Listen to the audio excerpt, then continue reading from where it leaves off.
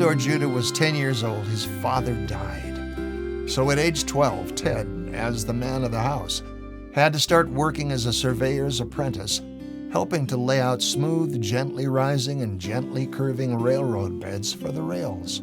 He liked the work, but he wanted to know how to design entire railroad systems. So he went to college and became a civil engineer, designing roads and bridges and canals and railroads. When Ted was 21, he married Anna Pierce, his best friend. Ted's work on the Niagara Gorge Railroad and other projects showed he was one of the best engineers in America. So he was invited to build the first railroad in California, the Sacramento Valley Railroad. In 1854, when Ted was 28 years old, he and Anna packed their bags, sailed 13,500 miles around the tip of South America and up the Pacific coast to California, and started to work. After Ted finished the Sacramento Valley Railroad, California asked him to build another railroad, and then another. But all the time Ted was building railroads in the California valleys, he was looking up at the Sierra Nevada mountains and wishing there were a railroad connecting California to the rest of the country. Ted and Anna hiked up the mountainsides many times, trying to find a route through the Sierra Nevada. And finally they found it, Donner Pass. But it seemed that Ted and Anna were the only ones who believed it was possible. Everyone else told Ted his idea was crazy. They said he was crazy. They began calling him Crazy Judah. But Ted knew he was right, and he kept on talking to people until some of them started to believe him.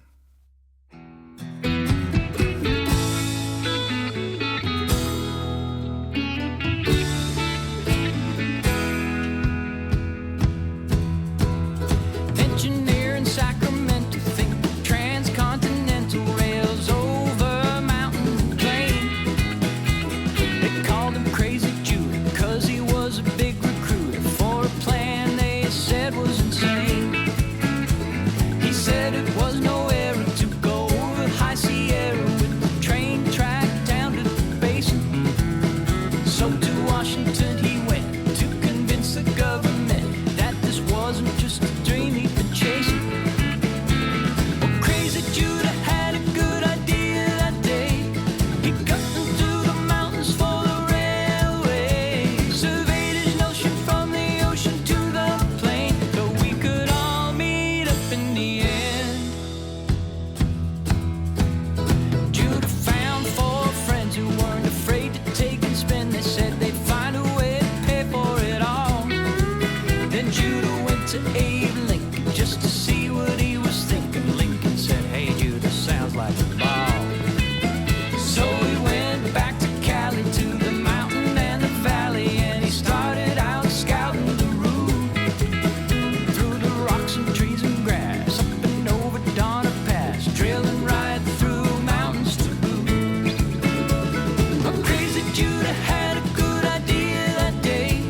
He cut through the mountains for the railway, surveyed his notion from the ocean to the plain, so we could all meet up in the end.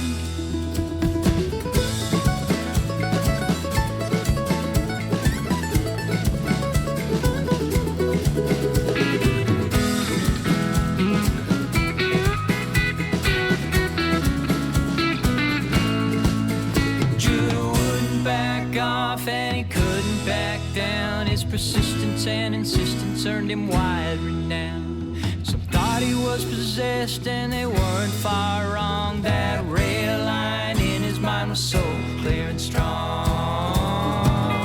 Track layers started laying and the country started saying, "Hey, this track will help everyone." But without Judah's plan about how to cross the land, that track would have never been done. 'Cause Crazy Judah had a good idea that day. He cut through the mountains for the railway,